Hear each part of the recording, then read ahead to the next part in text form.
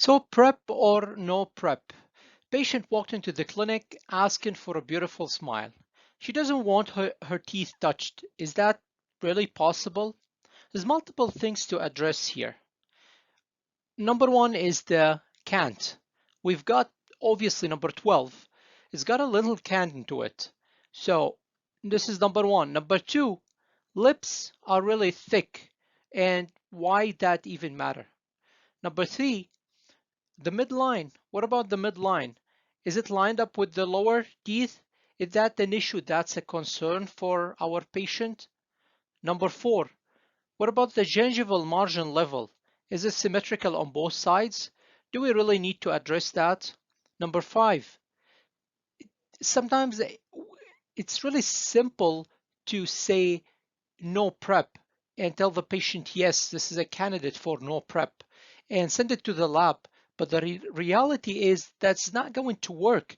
And of all the things that we're going to talk about today, please do not send the case to the lab and ask them to send some veneers and plan on cementing them right away. Because you'll get 1 out of 100 that will work, but the rest won't. So another important question to answer, why prepless? Where's the advantage from prepless? So 5 different points.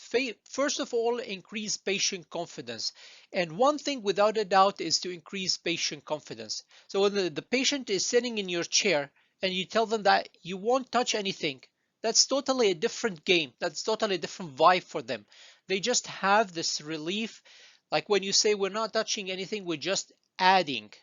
Number two, a higher bonding strength to the enamel. Clinically significant higher bone strength and longevity, bonding straight to the enamel. That's something you all know from back to school. So versus bonding to a prepped Danton.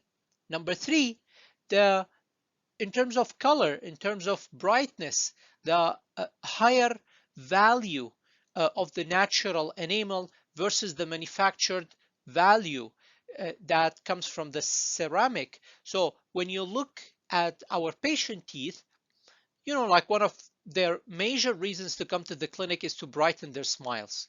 So we explained to them what value is, what value of the color is, and value is how bright our teeth are. So if we take off that enamel, value comes from the enamel, most of it. So if we take off that enamel, we lose that value. We lose the natural brightness. And we're going to talk about the difference between the manufactured value and the natural value.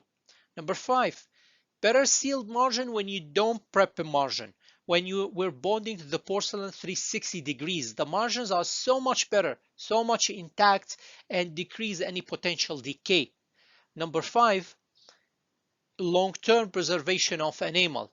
So in terms of any things comes up along the way, patient like changes their mind, those enamel are not touched. They can be veneers can be laser removed and plan could be changed down the road to either Invisalign, to whitening, or back to prepped traditional veneers.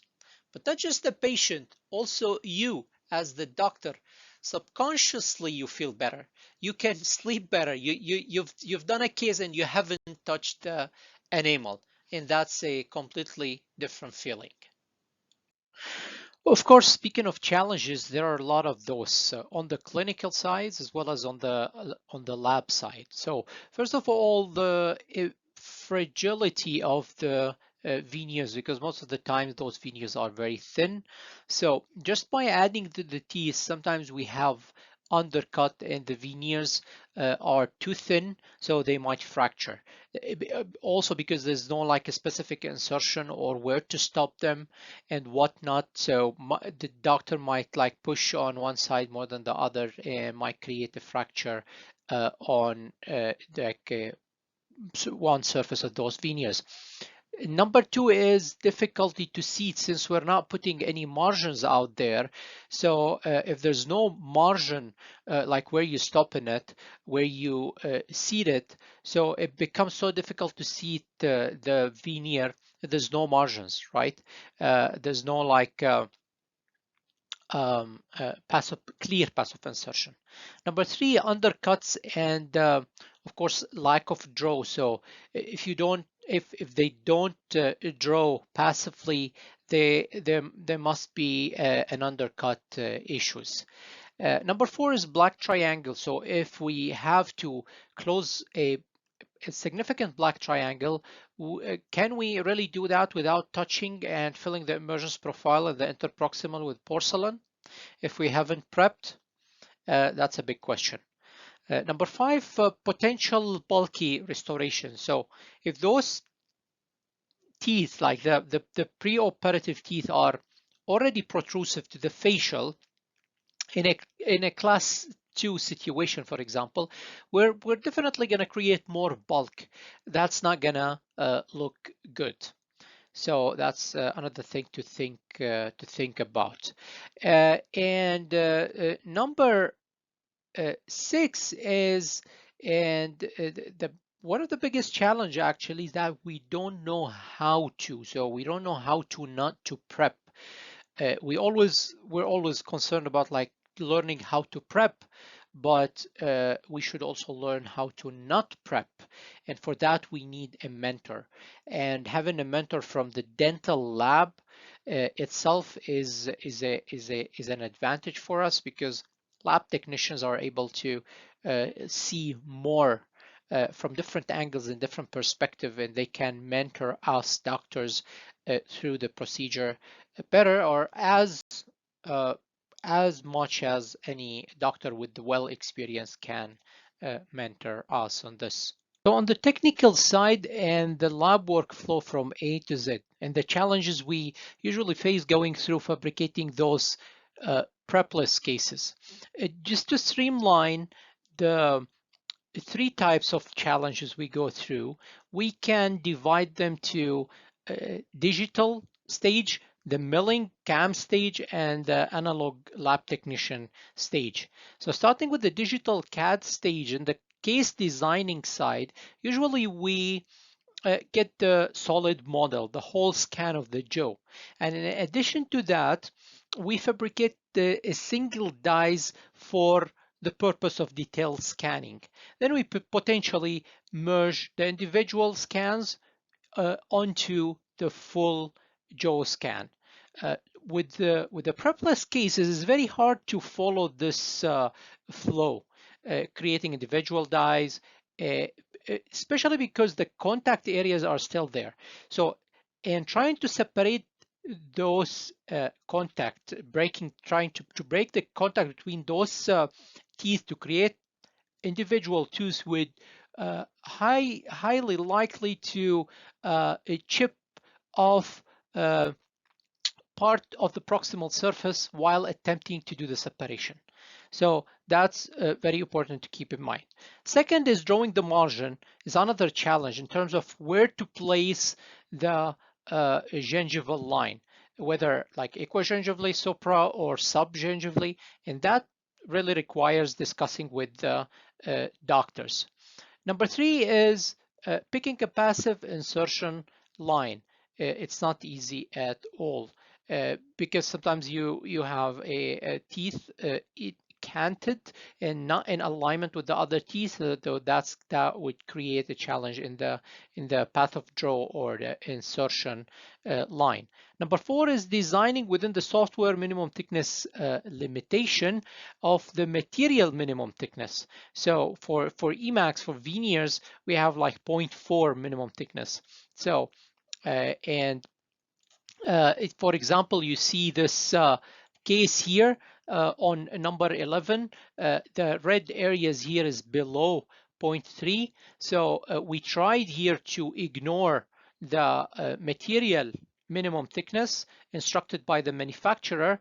And here I'm just showing you the results, how there was a big hole created by the milling machine. The material did not withstand this thinness that we left on the surface. So here I'm showing you, I'm holding the block and I'm showing you that where the hole is, it's has been designed or recorded as like below 0.3.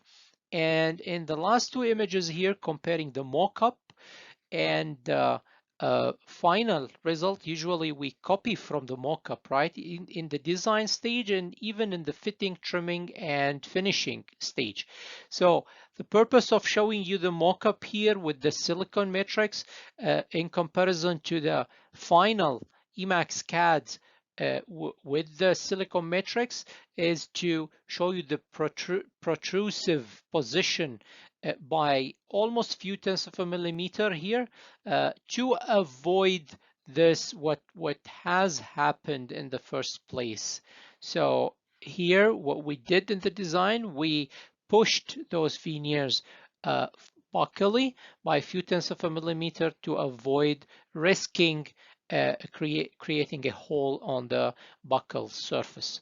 So number 4 is the interproximal area and the difficulty of wrapping the two sides of the adjacent veneers to fill the interproximal and yet stay in the minimum instructed thickness that the material would mill without chipping any of the margin. So you see here one prepless veneer on one side, and you can imagine like if we place the adjacent prepless veneer next to it, there's always the challenge of having another few tenths of a millimeter on the other side of this veneer, and they will potentially collide. So we have to mill the minimum thickness of the material, and then when we move ahead to the analog lab tech stage, we fine tune or we by a rubber wheel, we thin this edge and to create a passive insertion and avoiding those veneers to collide in the interproximal area. Number 2 is the milling cam, the challenge we face in the milling cam. And here we can talk about the milling strategy. Milling strategy is the milling map through which the path of milling would go. Or in another term, like the angle through which the milling burr touch the surface of the milled item. Okay, the angulation in every step of the milling way. And as well as the speed of the spindle or the speed of the grinding. So with both actually must be customized, whether the speed or the angle of the milling burr must be customized by the CAM lab technician when we're milling a prepless veneer to ensure a clean milling of this ultra thin veneers. And number 3 is the analog lab tech work, which is a very sensitive part and requires lots of expertise. And this starts from trimming the veneer of the block. So what you see in this image, this is how we get the veneer usually from the milling machine. So we start by cutting off the veneer of the block. Takes usually longer time than like versus any other prep like traditional case, because we have like the handpiece speed should be slower than the usual, not to generate heat, and to make sure like we don't really crack or fracture the edge of the veneer. After trimming, fitting the veneer onto the model and controlling the contact areas in alignment with the insertion line which have been created by the designer in the first place. So that's again needs lots of cautious and expertise from the trimmer, and then fine-tuning by rubber wheel, fine-tuning the margin by rubber wheel, because remember we don't have like a sufficient margin here, we just have an edge, and so with the rubber wheel we fine-tune this edge to make sure the margins are flush with the enamel, the natural enamel of the tooth, and to make sure that this edge is not creating a ledge or any edge between the two surfaces. And last but not least is not falling under the material minimum thickness. So you have to do all the above and being careful not to fall under the material minimum thickness, because that might weaken the veneer, make them more fragile. And if they're more fragile, there's another risk when we send them to the doctor for the insertion for one of them to be cracked while seated.